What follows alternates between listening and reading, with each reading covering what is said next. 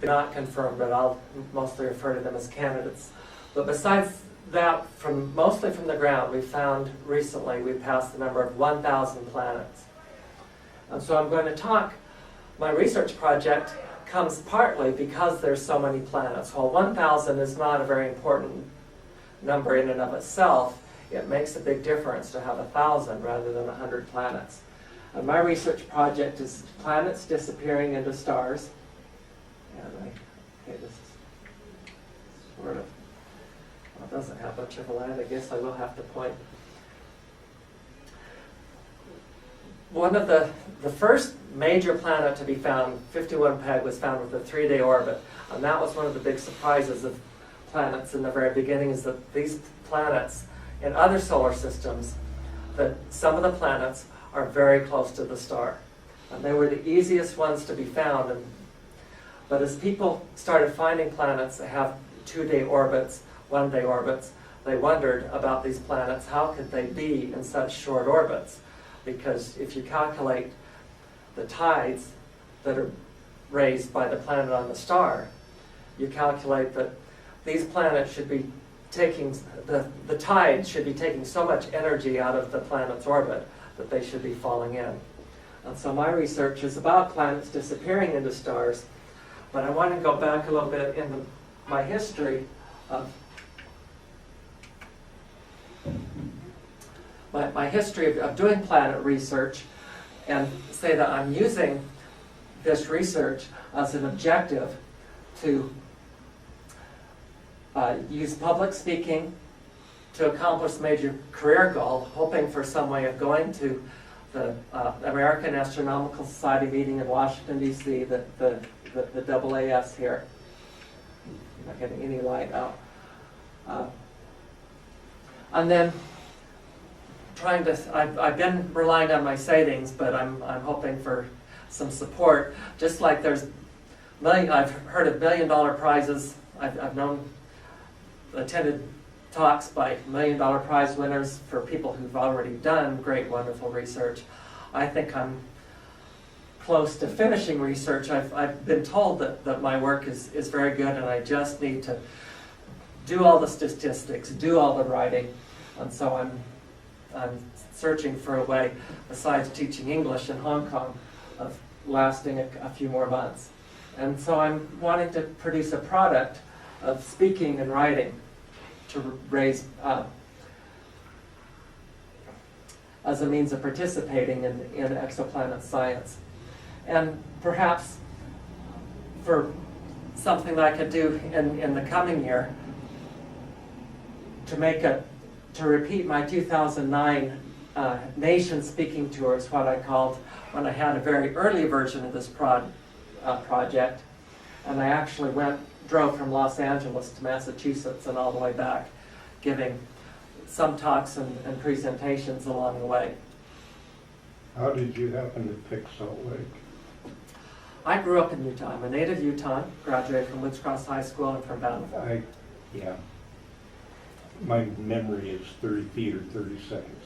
Well, no, I didn't say that. I appreciate that. That was a good question, being a small group. Feel free to ask important questions, because as I practice my talk, I'll improve on the presentation. Just a few things that I've been told when I practice this in Toastmasters, a few points that people want to brought up in the very front that need some explanation before I just dive into the details. I talk about space-based planet-finding missions and ground-based planet-finding missions. And the space-based planet-finding mission that has found the most planets is NASA's Kepler mission. The European Corot mission has found a few. The ground-based planet searches, they've had longer to find planets. They've been finding them since mostly 1995, excluding some very interesting, very strange planets found before 1995. So forgive us for saying that 1995, the first planet, well, that we've been finding planets since 1995, other than the 1992 we found some pulsar planets. So my history earlier on, with really working on a planets project, I did do some astronomy here at the University of Utah. That's another reason I'm here, and at Georgia State. But I had the chance to be the first staff astronomer at a private observatory, a global telescope observatory.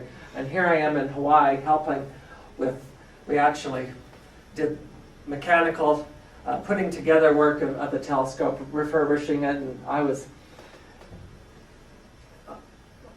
the lone astronomer on the mountain when we actually had some fires come up the mountain. So we've had some dramatic times. We weren't too terribly, the fire wasn't going to burn the telescope because there's nothing to burn there, but we were pretty worried about what the smoke could do.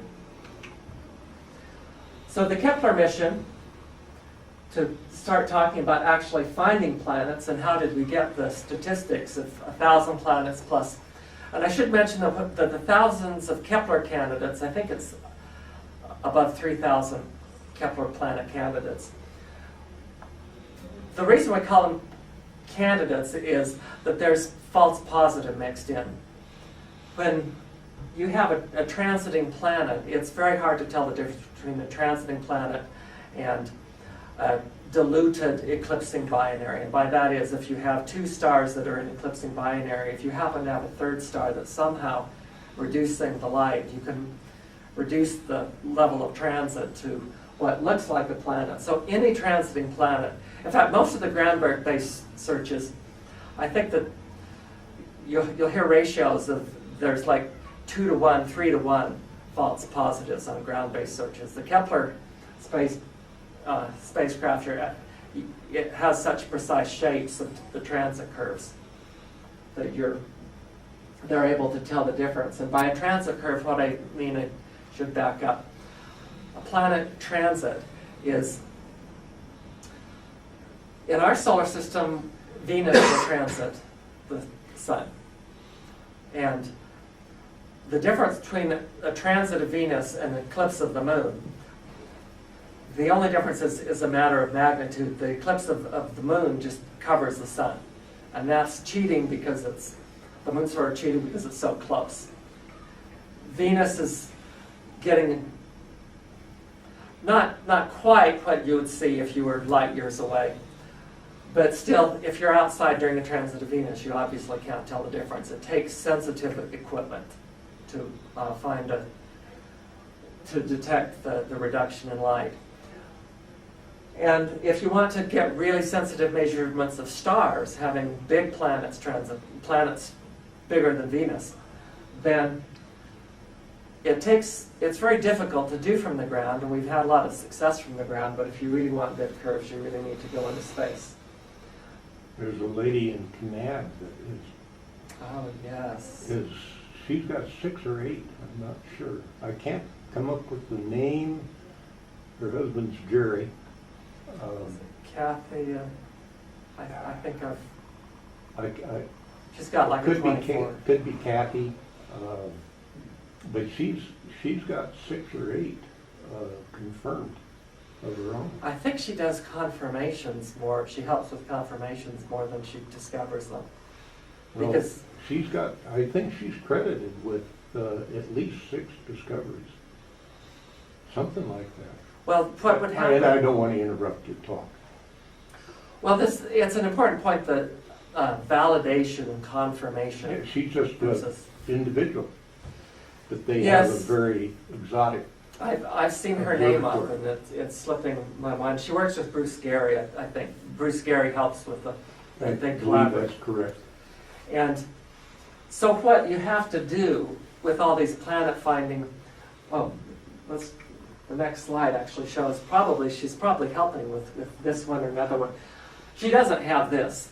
This is a planet finding optimized. These are either small telescopes or actually just big cameras. And the reason you have 8 big cameras rather than one large telescope is to cover a large area of the sky. But these produce really lousy curves.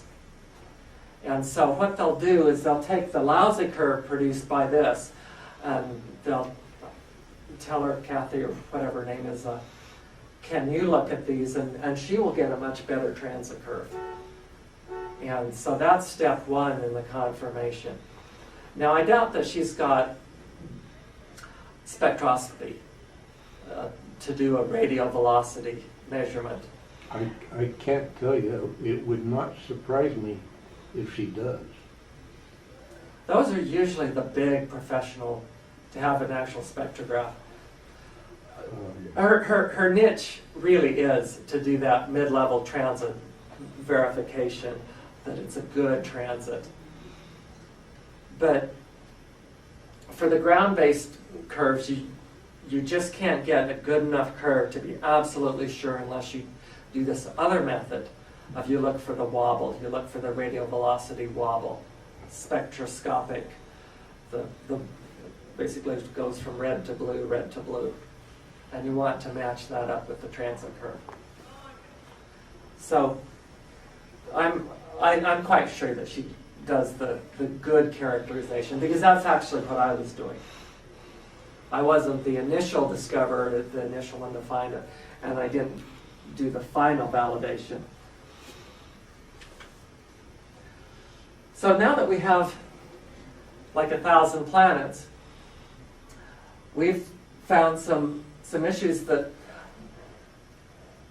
the planets, for example, have many eccentric orbits, and there's many planets that are close together. And so I've made the analogy that planets are like bumper cars. That if you have a planet in an eccentric orbit, then what happened to the other planets that were in the circular orbits? And I'm making the point, other people actually said that planets are like bumper cars, that they're moving each other around. I pointed out what's happened to the planets that may not be there still. And so if you take a distribution of the planets, and this is a fit of the Kepler planet candidates, it turns out that for the giant, medium, and also the small, not shown planet distribution, the data fit, which I have here in dark, is that beyond a little bit more than one day, the number of planets in logarithmic space just goes up fairly smoothly, but there's a drop-off, and this drop-off is expected due to tides. And so what I've done, I've taken a dashed line of initial occurrence, and then what these dotted lines are for different strengths of the tidal dissipation.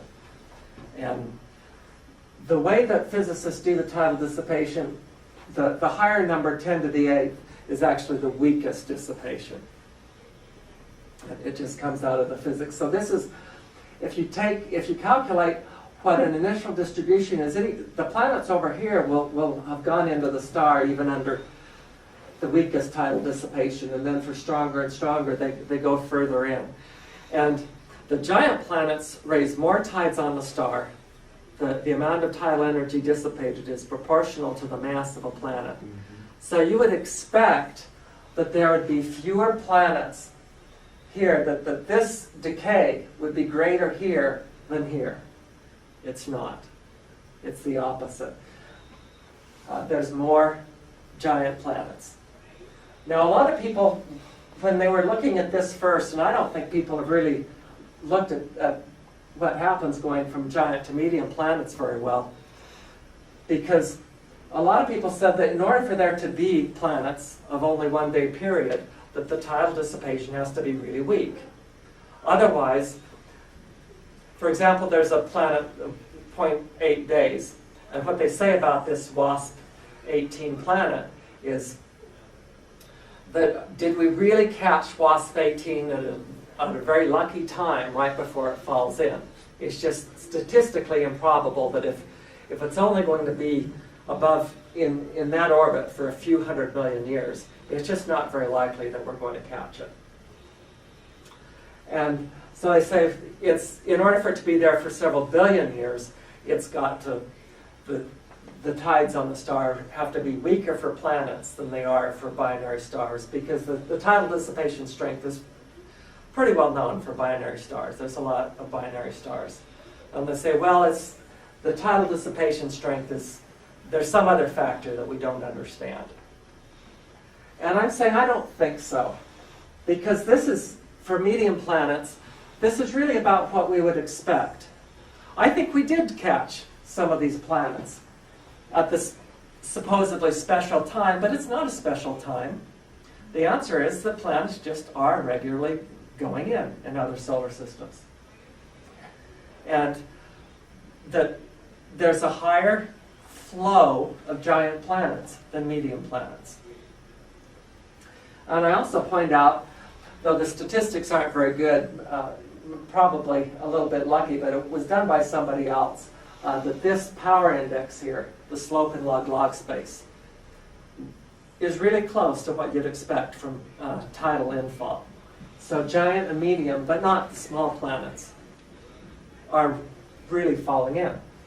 They're, maybe you shouldn't use the word fall, some people get upset. But so I said, well, what if you just calculate with different tidal dissipation strengths what would happen if the currently known population of planets, if it goes in, and what the other people are saying, the one that are trying to use a weak tidal dissipation strength, they're saying that you don't want tidal dissipation to be very strong.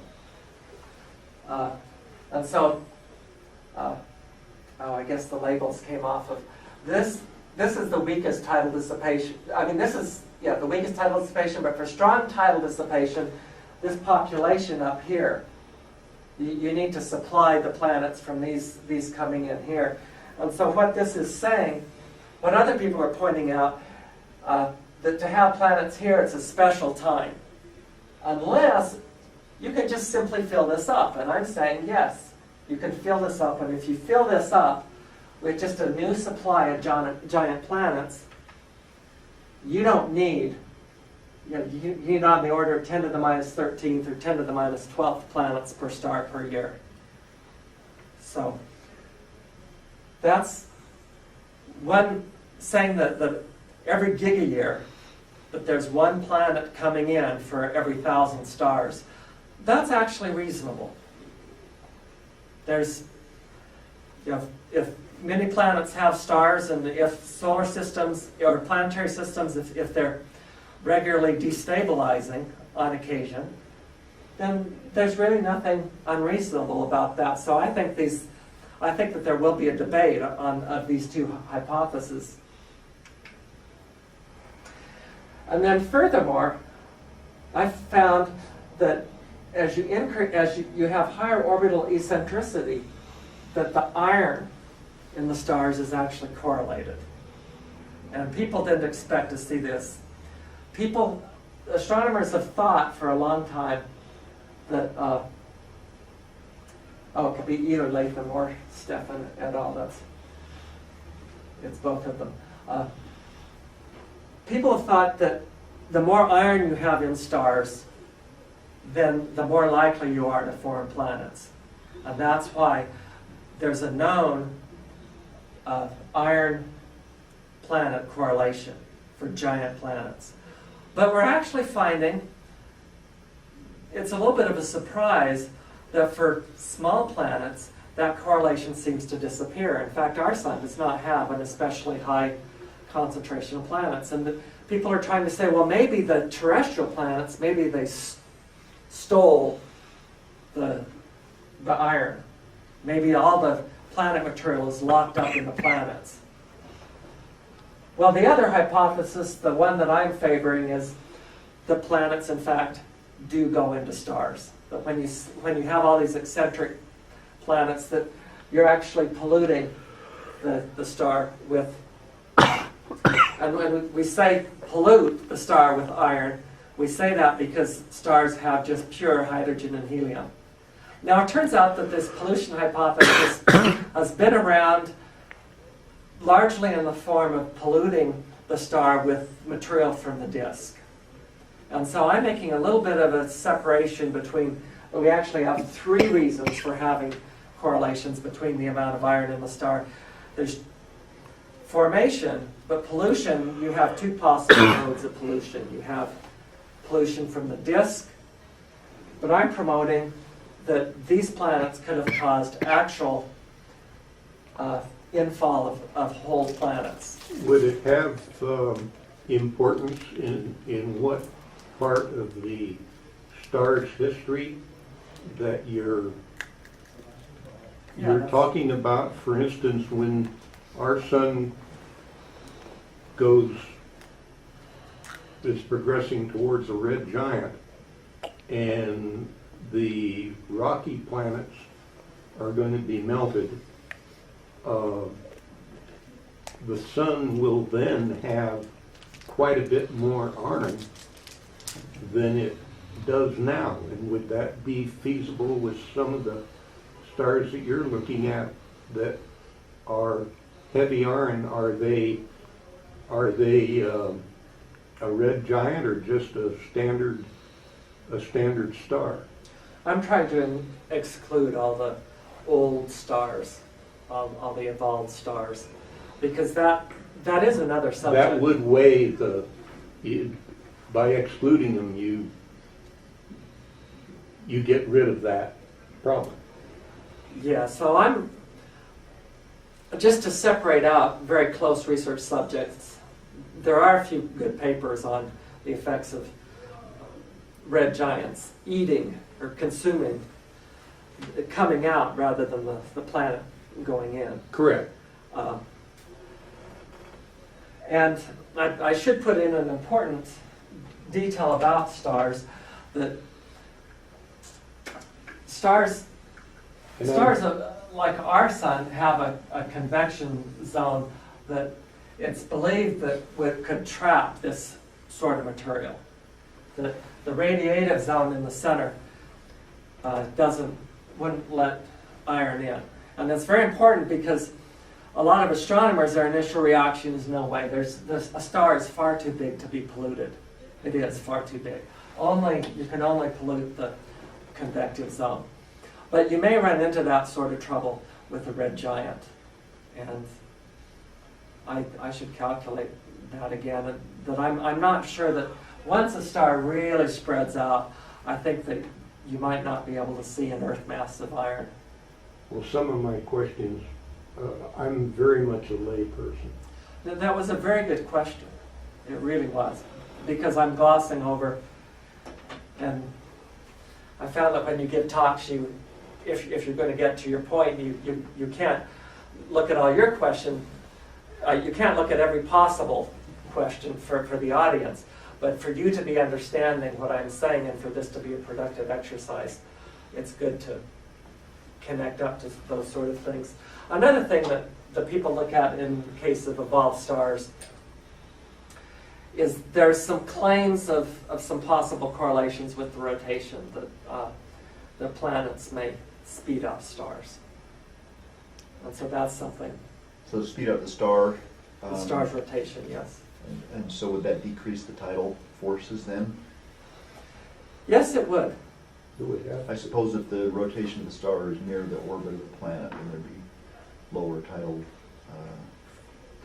lower energy loss to the tides, right? Exactly, yes. Yes, there is a taboo. The star is in synchronization with the planet's orbit. And so, and you actually said exactly the right thing. You would almost say that there would be no tides, but stars lose angular momentum to their stellar wind, magnetic field, which means that the star still, since the star will be slowing down, then it would put a slow tide onto the planet, because the star would lag a little bit, and it's also very interesting about stars going in. There's a grandson of Charles Darwin was an astronomer, not a biologist, and he. A few years ago, when I started looking at this myself, I rediscovered the Darwin instability. It turns out that planets above a certain, most planets that we know now are capable of, they will fall in. But if you have too massive of a planet, you can bring a star into synchronization. And when you bring But if you bring a star into synchronization, there's a point when a planet's too close. There's nothing stopping the planet going in. It just doesn't have enough angular momentum, and that's called the Darwin instability. And so these two planets, when a planet is synchronized with the star, once it gets within a certain distance, it'll just fall in. It won't have enough angular momentum to keep the star in sync. And it's just speeding up too fast. And then it'll very rapidly go in. So Tau Boo may be as doomed as the rest of the other planets. Just a little bit of delay. So I found a difference if you separate out the iron-rich and the iron-poor systems, that there's a lot more, and if you plot them by orbital period, you'll find that the iron-rich systems, below 500 days, they have a much higher eccentricity.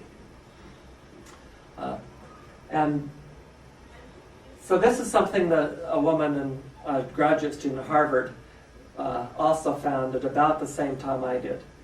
And I published it in conference proceedings in 2012. She got the refereed paper this year. So both of us each did. I was a little bit more first. Both of us did quite well first, and I hate to trumpet being first, but if you want to, when you're in the job market, you have to do that. You have to. One thing I found here, though, is that between 500 and 600 days, there is just this funny peak. And it actually, if you extend the range just a little bit out of 506, between 500 and 600 days, you actually widen the peak just a little bit. So I'm doing some Monte Carlo analysis, that is some statistical models to guess to see how likely this is, but I think that this has to be a real feature. And I think that this could have to do with that maybe planets from further out, that if they're beyond 600 days, that maybe they don't scatter. Maybe there's nothing to scatter in that 500 to 600 period range, and if you wonder why would there be such a distinct difference between 400, 500, 600 days. Well, it turns out that there's what's called the snow line in planet formation.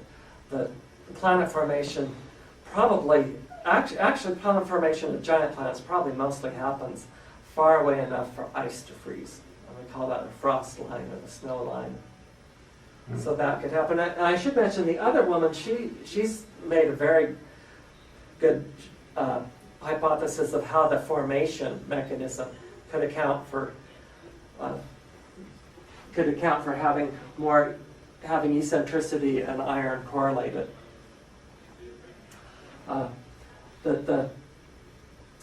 She said that if you have more iron, and if that forms more planets, that they would likely scatter each other more if you have more crowded planets.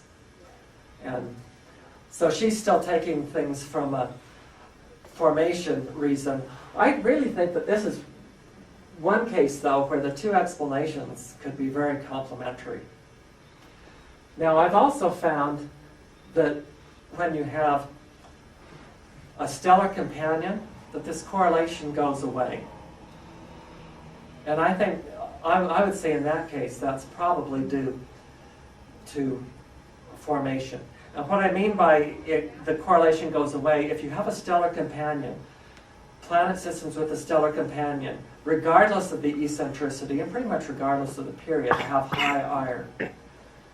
And so I think the explanation there is, in order to form planets in the presence of a binary star, you have to have more iron. I have a question. We talk about stars swallowing their planets. If in your bumper car scenario, has anybody calculated how many planets would be ejected from the system? What percentage would be ejected versus consumed by the sun?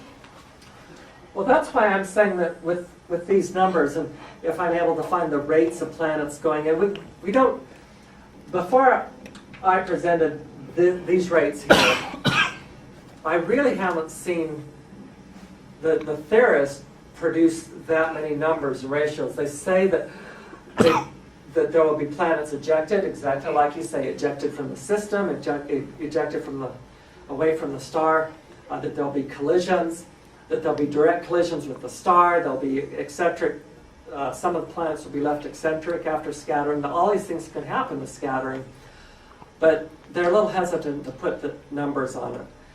And we've seen a lot of eccentric planets, but we really, before, I think in some ways, and maybe I'm over promoting myself in the job search, but I think in some ways this is the first number, and I've almost got a number that to read my number off, you have to know what the strength of the tidal migration is. That got cut off there as a cue.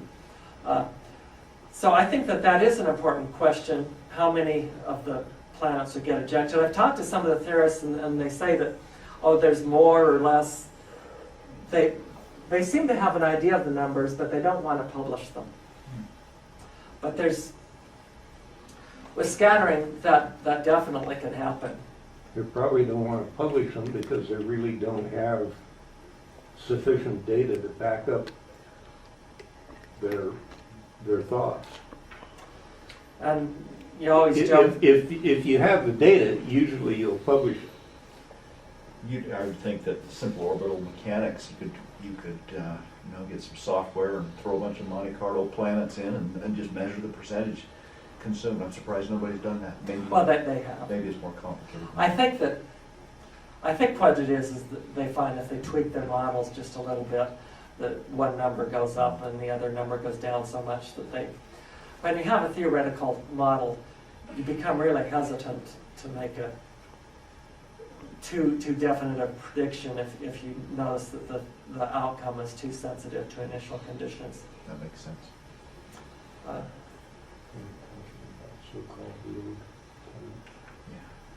Okay, so also I found here, this is something that was earliest found in 2002. I probably should put some arrows down here. When the mass of the star rises, the mass of the convective zone actually decreases. So that's a little confusing, but so as you're going up here in mass of the star, you're actually going down in the mass of the convective zone. And it was found in 2002 that the amount of iron the amount of iron in a star actually goes up in a manner that the authors in 2002 thought that it did indicate that there had to be some pollution happening, either from the disk or whole planets. And I'm finding that the population of eccentric planet does follow this same pattern as well, but just up higher, as you'd expect for pollution. The authors in 2002, there weren't enough planets for them to look at eccentricity. So there was no way that they could find it. But I'm really grateful to Mayer and Chavoyer, or their names, for really doing a wonderful paper in 2002. So I'm going to do public presentations. The one thing I forgot, I do stand-up comedy, and I hold a buttersquash and I hold a pomegranate and say hot balls of gas. And I realize I left those home. But it's, the buttersquash and pomegranate are great because you actually have good colors for star. You have an orange star that's a little bit larger and you have a red star that's a little bit smaller. And so just making a point of saying I'm participating, working on doing, on launching, I'm relaunching my blog tomorrow. One thing I'm having to think, if I'm seeking philanthropists, and it's really a big process to figure out how to do this. But I will be, I'm looking at Kickstarter and Rocket Hub and some of the crowdfunding websites. And there's pros and cons that I decided I really need to do this talk first before deciding those, and just simply making my blog as my primary go-to source. So, and I'm wanting to use the recording of this talk to show that I'm not only doing something valuable, but if I haven't been able, because I'm working alone, and so getting papers through peer review is always a big challenge, and I'm willing to put my work out in public, hoping to get some support and hoping to get through this tough job market with all the difficulties for federal budget things. So I appreciate everybody coming, and thanks for your questions on that. That really, I think we did have some good communication, and that's the point of getting a talk. Thanks for your coming. It's when you're doing I know what it is to do your own funding. You've done it. Yes, sir. I started my own business 22 years ago. I still work. Do you have any questions, Carlton?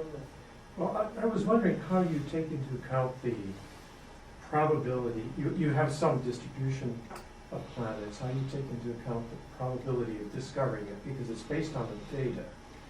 And the data, of course, has got some kind of selection criterion, because certain orbital characteristics wouldn't lead to discovery and others do. So this is kind of a selection process based on what you can see and what you can't see.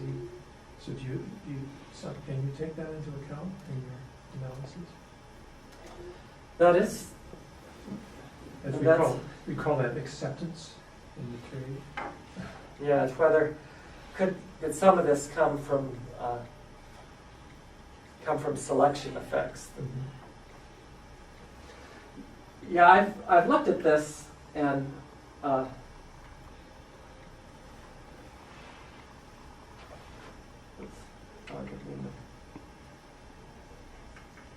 have to change this. There's some selection effects. I don't think that for the transiting planets, you have to weight all of the planets by the probability of selection.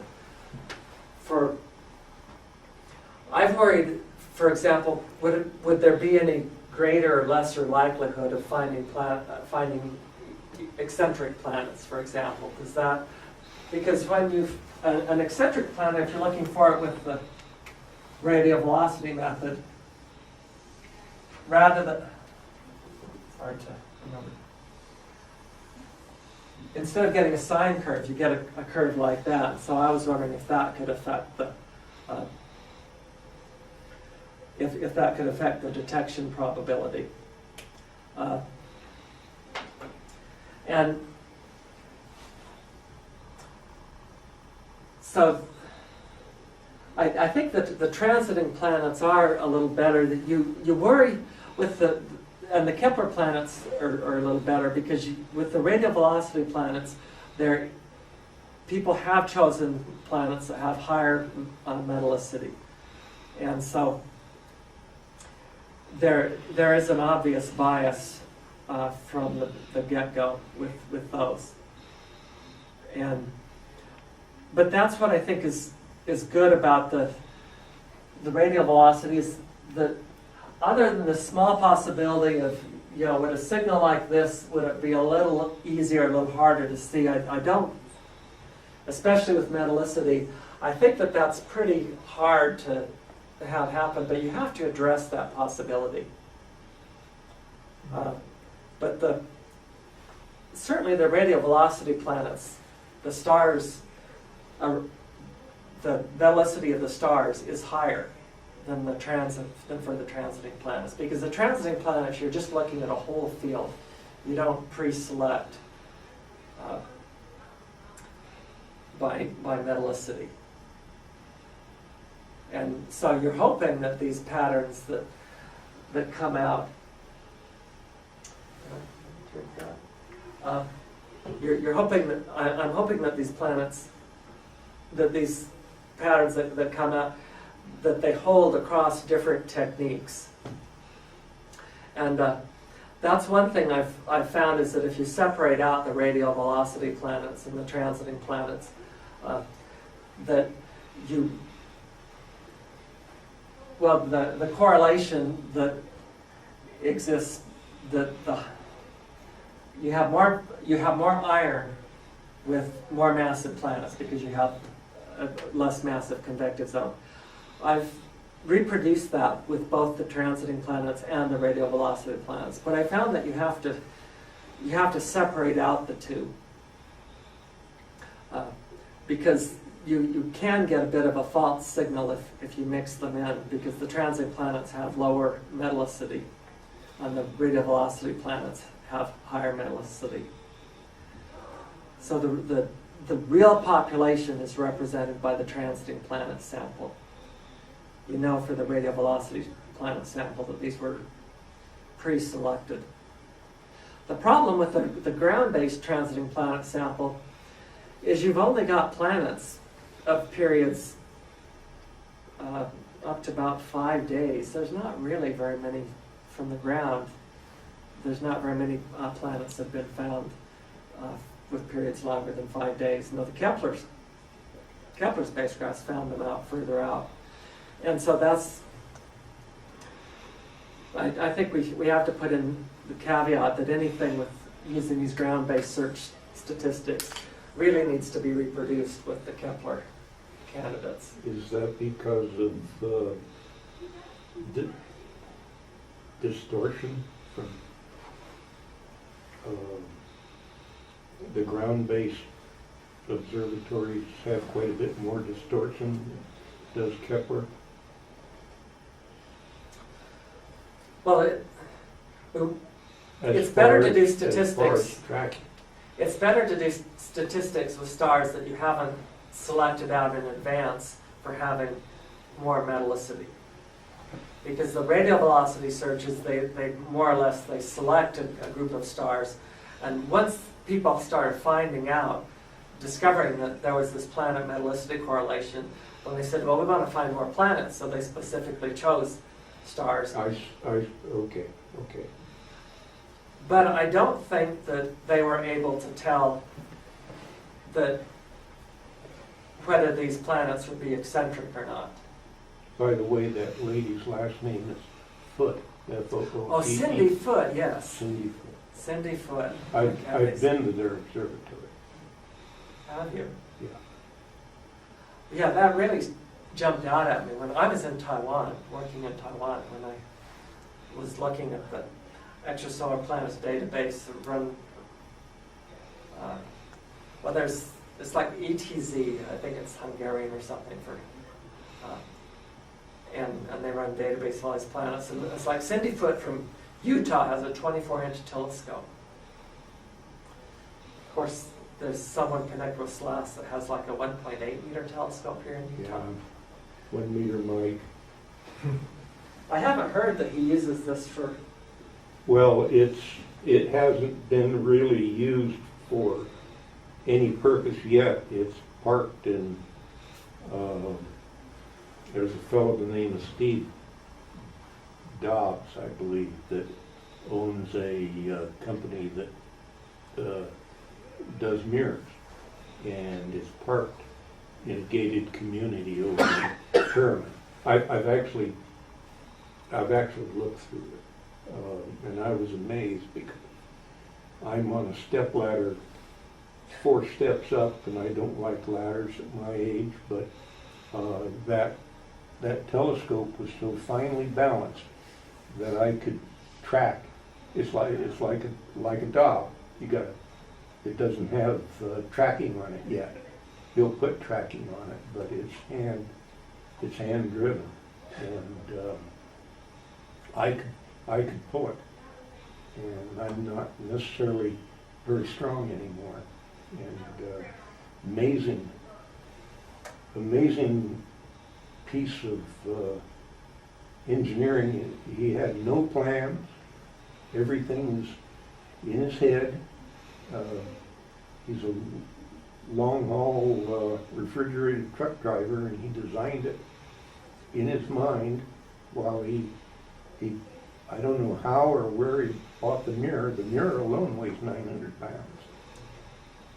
I would wouldn't recommend doing it without plans.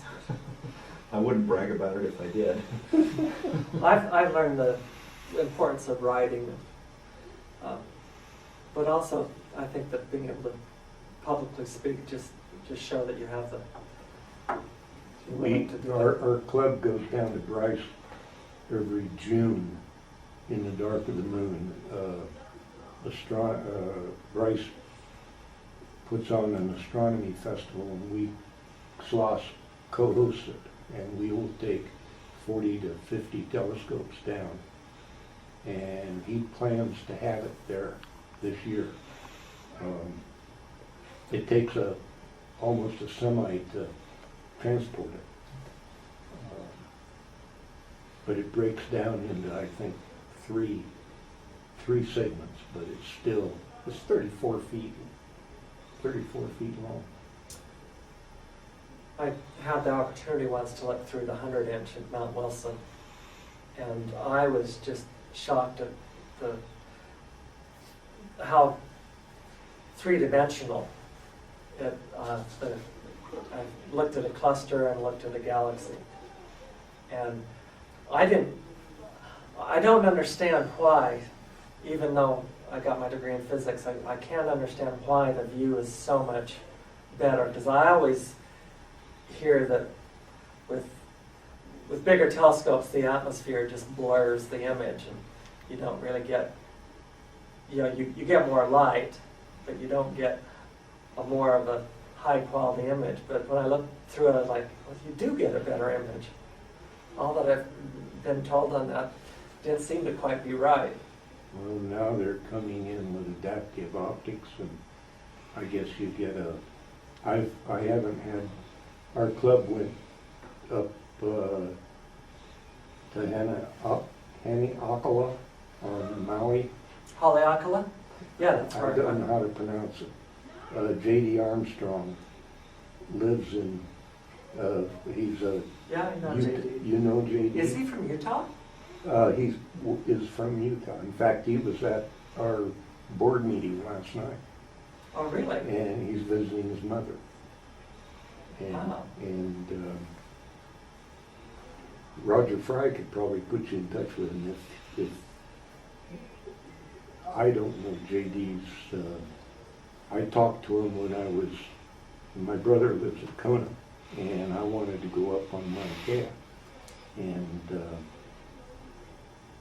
I tried to get some contacts at the University of Hawaii to take. I was by myself. Our club went up as a group, but I realized that I'd have to buy oxygen and take it up, or I'd probably have some problems. But I ski at the top of Park City, and that's 11 something, but there's a lot of difference between 11 and 14. Yeah, when I went up there, it was with a group of people at a conference, and a woman got sick up there. She was throwing up going down the mountain. So, yeah. One thing I've been told, though, that if you ever do get a good chance to go up, that when you're looking at the sky, that it's good to try using a little bit of oxygen and seeing if that often your eyes are actually oxygen starved at that altitude. And I had a friend tell me that he did that, and the sky just lit up. Interesting. That you actually, when you're up there at night, you don't think the sky looks all that great, and it kind of surprises you. And unfortunately, I didn't know that trick when I had the chance to go up, because your eyes can't take advantage of the improvement. You might be seeing better at 10,000 feet than at 14,000. And so it's worth it to, even if you're being tough and you're feeling okay that you don't need oxygen, just try it for a moment and see if you can see any better. Well, I would take it as a matter of course, because I just am old enough that I don't take chances anymore. But I still ski. Well, Carlton's question is important on this I'm looking at selection effects. Certainly the people that did the earlier paper back in 2002, Mayer and Chaboyer, they looked at quite a few selection effects for this star mass metallicity correlation that they found. They do think that it may contribute to, that they may all contribute. And so sometimes your papers, you have to put that there are caveats, that you still have to look at selection effects, but you think you see something. I guess on the converse of people being too cautious, there was a paper in 2005 by a couple of very prominent exoplanet researchers where they pretty much said that there's no eccentricity metallicity correlation. And I looked at their plot, and I do see a little bit of a correlation. The problem is that there's just not enough statistics in 2005. And I think that people pretty much accept that there was a correlation now. Well, it's still new. I guess that I haven't had a lot of, I haven't had seen any criticisms of this Harvard woman or my paper on that count. I guess the one thing, while I say that they're conservative, since you don't know their names, I guess I'll be a little critical also that they actually try to say that there's no accretion on the basis of there being no correlation. And the real conservative thing that they should have really have said is too soon to tell. But I think that just looking at their plot, I think that saying that there was no correlation when it seems to me that there appeared to be one. I think that they actually jumped in the other direction. People tend to jump in the conservative direction as there being nothing. Well, they can, I shouldn't say they tend to go both ways, I guess. So sometimes people will tend, you think you're being conservative saying that there's nothing there, and then you got to catch yourself that you can end up jumping the other way and being too sure that there's nothing there. When you were here before, did you have a chance to go out to our observatory in Grantsville, or Stansbury, rather? I went to several of your meetings when you were talking about putting it up. Okay. Well, we have a 8-inch refractor, a 16-inch Newtonian, and a 32-inch Del Kirkham SCT. So 32 or 34. I don't know. I haven't been out there to the observatory. It's a marvelous telescope, but we've had some, it was down for a lot of last year. We had a lot of mechanical